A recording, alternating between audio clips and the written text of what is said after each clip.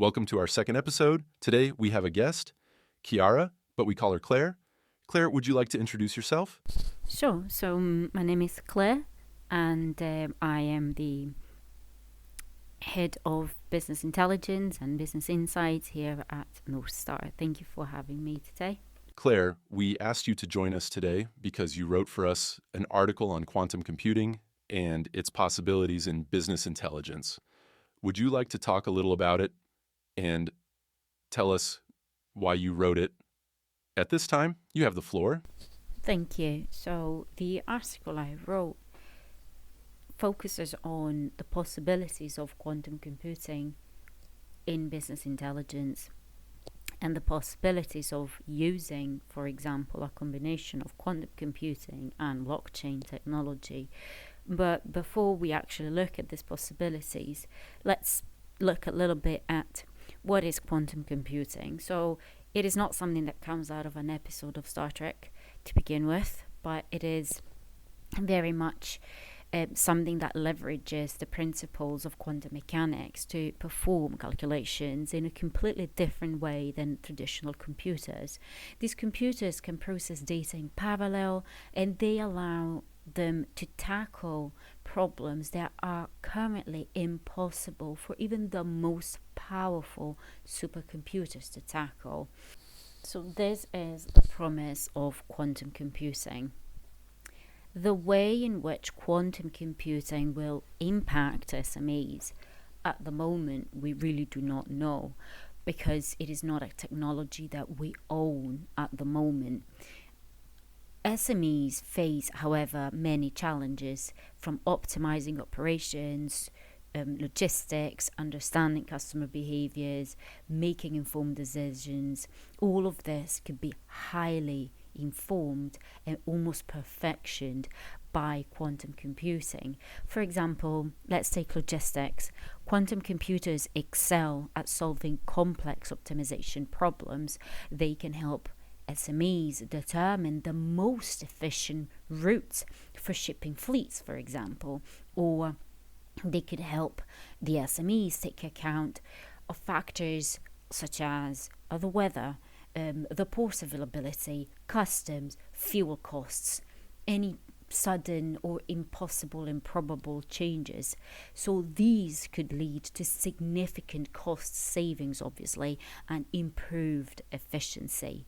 Another area where I see quantum computing becoming extremely powerful is that of customer behavior.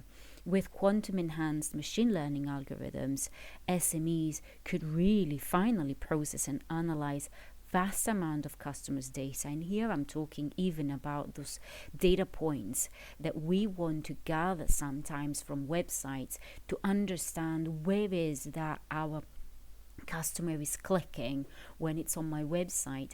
We do have that data, but most of the time we cannot process it. Why? Because we don't have the know-how, we don't have the capabilities, we don't have the time to do that. Imagine being able to process all of that thanks to and the support of quantum computers.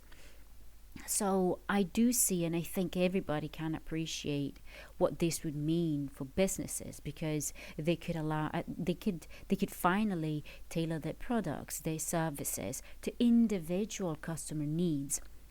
They will lead to greater customer retention, satisfaction, loyalty, and so on and so forth. So why did I write the article? Going back to your question, because we have seen how sometimes it is the companies that catch up with technologies that struggle the most.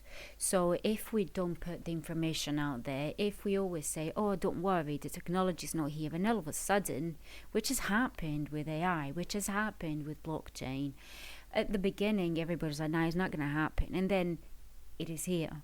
So what I think it is important to do, which is our duty as experts in brand management, reputation management, but also people that handle data on behalf of our clients, to make them aware of these things, because we could embrace it to improve their operations, they could embrace it to improve their own operations, in parallel. So these are things that we need to keep on talking about, because otherwise nobody's going to do it.